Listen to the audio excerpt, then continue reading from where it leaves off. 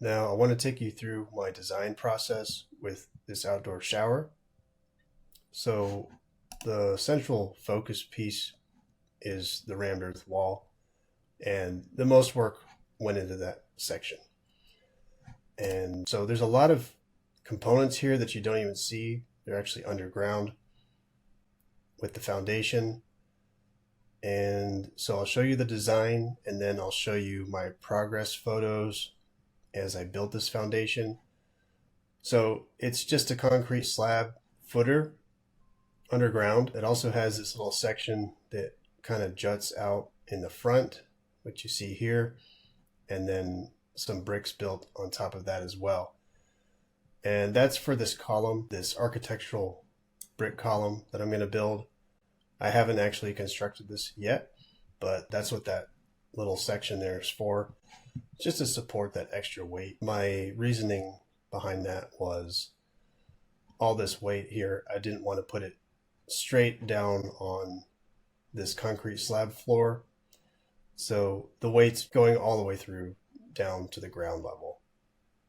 So yeah, it's basically a concrete slab I dug into the ground below frost line, and then I built the brick stem wall up above frost line and above grade, which this is the updated design over here. And so my rammed earth wall is setting well above grade. So making the forms for the rammed earth. A lot of people are curious how I did that. So let's see, let me hide this for a second here. So you can see the forms go all the way down to the ground level. In this case, because I have them attached and braced to the stem wall down there. And unhide that real quick. So I have these two end columns forms, and so I set those up first, and then I have one full panel on the back that goes all the way from bottom to top, and then I have two separate panels on the other side. So as you build, so from the start I have this one set up, and then as you pack the rammed earth inside the form box and you get near the top of this one, then we added the next one. So then we continued to pack until we got pretty much to the top, and then we pour this concrete cap. And so that's it. And then I have these, in this case I used 2x6s, wrapped them around. One, I actually didn't put this one in. I had 3 horizontal wraparounds. So with rammed earth forms, you really want to make them very strong and robust. And so I had these wraparound forms to prevent any forms blowing out from the pressure. And then I also had pipe clamps clamped across both sides, which I think I've got some photos on. So again, here I've just got the forms. So this form panel is made up of 2 sheets. Well, in this case, it's made of 2 sheets of 4x8 plywood. In this case, 3/4 inch plywood. And with rammed earth, usually you want the very smoothest plywood you can get, because it's going to pick up whatever texture that wood has. And then the forms themselves are just 2x4s, complex, just a 2x4 frame backing. Same with this one, and same with this one.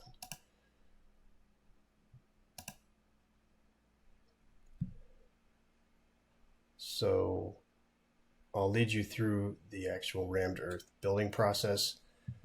And then once the rammed earth wall was complete, the next thing I did was I poured the concrete floor, and then I built the timber frame structure for the shower area. So then the timber frame, it's a whole separate skill set. You don't have to timber frame it, of course. You can just screw it together. You can use nails or screws. I like the timber frame, so that's what I did. And here's all my timber frame plans. I did all this in SketchUp. SketchUp is incredibly useful for designing anything. I wouldn't be able to build with the accuracy that I do without this program. I've been using SketchUp for over 10 years now, and it's valuable. So that's the design. Again, it's just a basic footer, stem wall, set up your forms, and then pack your rammed earth. And then in this case, I did a floor and a timber frame and the siding, of course, the door. And then the next thing I have to do is put the tile floor in here and then build this ornamental column here. And I'm planning to have some sort of a waterfall shower feature eventually. So that's the plan. Now let me take you through all the images and photos I took. And first, here are some of the inspiration pictures I found that kind of inspired this outdoor shower. So I was going for kind of a very luxurious shower, and here, like, there's a waterfall shower there. So I'm going to incorporate a lot of plants in mine as well. I like the kind of stone textures, the gray shades and such. Again, kind of the stone texture, the greenery, waterfall shower again, and just kind of a sort of a modern, sleek kind of look. And then the white timber frame. So that's just kind of the basic inspiration I had. Now let's get into the photos. So this is my construction progress. I think this is all the pictures that I have on this, so it should show all the major details. So first I dug out for the footer, and in this case I had a lot of fill dirt I had to go through, because when they cut out this pad they dumped the dirt on the side here. So I dug down past the fill dirt. You can see the original topsoil layer here, that darker layer. And so I dug below that, and let's see, where's my button? There we go. And then this was well below the frost line as well. So there's the original hole. I packed in some gravel. In hindsight, this wasn't really necessary. And if you do pack gravel in there, make sure it's really compacted very well, because you don't want it to settle over time, especially with so much weight. And here I'm just setting up the forms for the concrete footer. Very basic. In this case, it was 2x6s. So that'll give you about a 5.5 to 6 inch thick concrete slab. Put in the rebar. So I have these horizontal rebars, and then I attach vertical rebars that are going to go up through the stem wall and then attach into the rammed earth wall. And then eventually these rebars will get additions added, and they go all the way up to the top of the rammed earth wall. So the foundation and the wall are integrated that way. Again, you can see the rebar. So set the rebar, get it all up off the ground, at least 2.5 to 3 inches. Pour your concrete.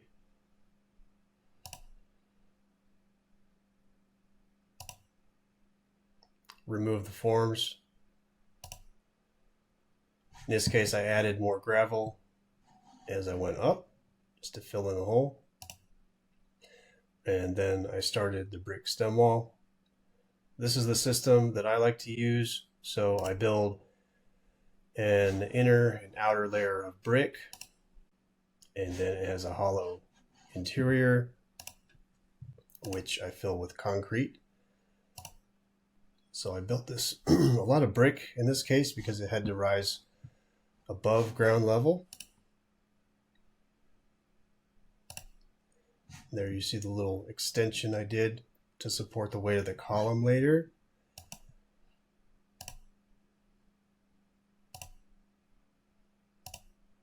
So there's the brick stem wall. and I filled up around it with gravel and then filled it all in with concrete. So now that's one massive monolithic foundation. So let's see, about a year and a half later, that's when I actually put the rammed earth wall on top. And so you can actually see here the rebar extensions that I added. And here are the forms. So these are the fully built forms. You can see the plywood. This is a really smooth 3/4 inch plywood. This is just basic construction too. All you really need is a skill saw and an impact driver, some screws, and just your basic carpentry stuff. Now here you see setting up the forms. So you want to set up, especially these two end forms, these need to be set up very accurately, very plumb and level, because that will determine the plumbness or, the straightness of your wall at the very end. So I got the two ends set up, then I set up the first half form and brace these off, make sure everything's braced off well so it doesn't move. She found a nice spot there. That didn't last too long though. And here I have all the forms set up, ready to go for the rammed earth packing. So you'll see the full panel on the back. One reason I did a full panel is because, first of all, we only needed one side to get into. Second of all, if you have two separate panels like on this side, you're going to see there's going to be a seam line when all the forms come off.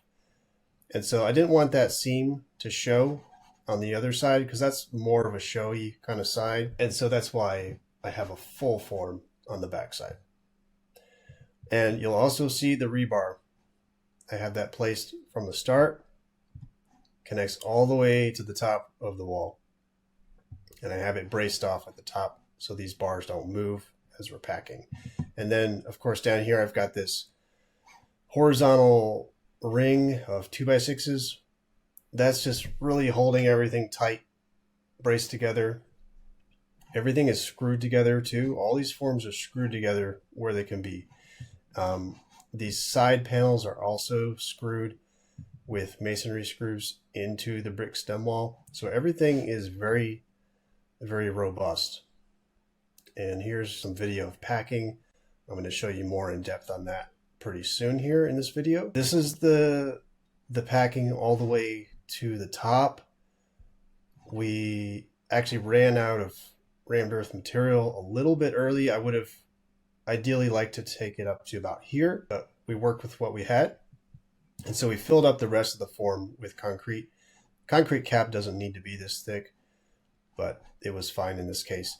So what I did at the top of the rammed earth is I laid some horizontal rebar. That's just good when you're doing concrete to have at least some rebar in there. So we put that in and then we poured concrete to the very top of the form, which you see here. You also see the other horizontal ring of 2x6s when they're at the top. You'll also see some bar clamps on the sides. Those are all important. And then this is the finished product. So once all the forms were removed, it turned out really, really well. This wall was very accurate in the end as far as being vertical and plumb. Just a few minor inconsistencies. So it is important to set up your forms with as much accuracy as you can. And then you see the concrete cap at the top. It's a little thick, but it actually looks kind of nice in my opinion. Turned out nice. Again, finished product. And then fast forward, here I poured the slab for the shower floor. Later on, this will be tile. And then the next step was to put up the timber frame. So that's the easy part, really. And then the side paneling. And so I kind of went with a gray shade, whites, grays, blacks for everything. And there's the finished product.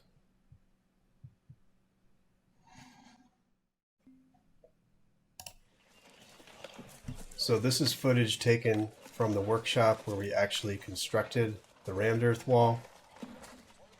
And this wall was made of gravel, 15% Portland cement as stabilizer, and just a little bit of moisture. So the cement was added because this is a completely exposed outdoor rammed earth wall. So technically it is concrete at this point. But we're using the exact methodology as a normal rammed earth wall with no stabilizer. Stabilizer I'd only recommend if it's an outdoor exposed wall, not for a house.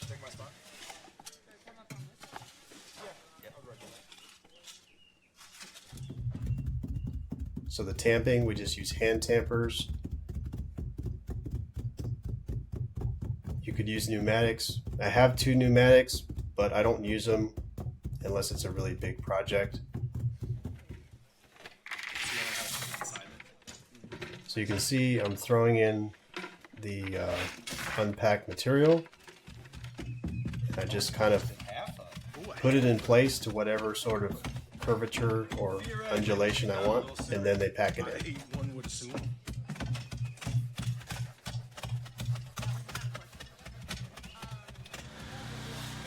And then the concrete cap at the top.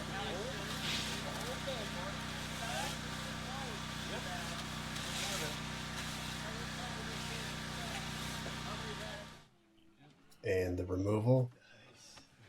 This is always the fun part.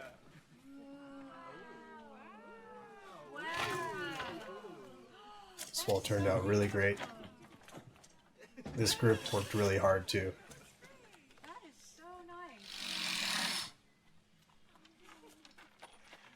Everybody did a great job.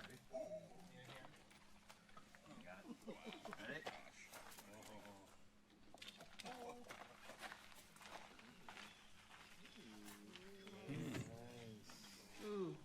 Alex, can you stand in front of it so we can see the scale on the picture? Sorry. So all these layers were just hand placed. Just the unpacked material was placed in kind of the layers of the configuration, and you just put it in there and then pack it.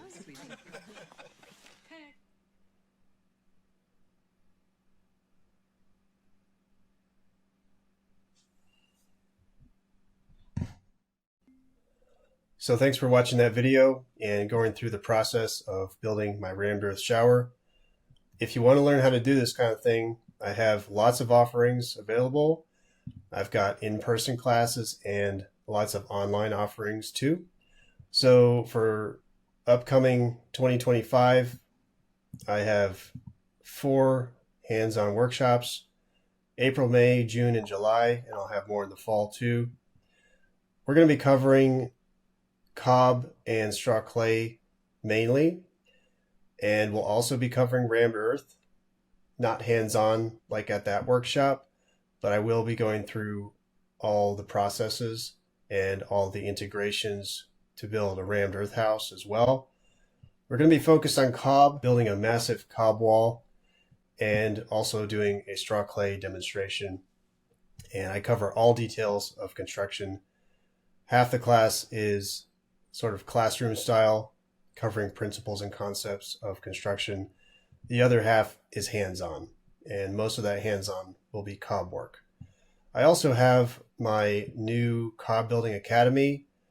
This is my premier video masterclass, which I'd call it, a combination of 10 years of work. So if you want to learn how to do cob construction, natural construction of any sort really, this video course covers everything, pretty much covers most of the topics that I cover in the hands-on classes too. So if you can't make it out to a class, this is a great opportunity, and at a great price point too, I might add. Then if you want to work with me more one-on-one, I have my also new Natural Building Academy. This includes this entire video course, recordings of my hands-on classes. So again, if you can't make it out to a class, the workshops will be recorded and put in the academy here, and you get to work with me a lot more one-on-one. So rather than doing consulting, you can just join this and get actually more consulting work with me here than doing phone calls. So you can check out my testimonials from past students. They've constructed their own common natural buildings and they've had a great time at workshops. And so, yeah, lots of education available. Let me know if you have any questions on the video or on the workshops. And again, thanks for watching.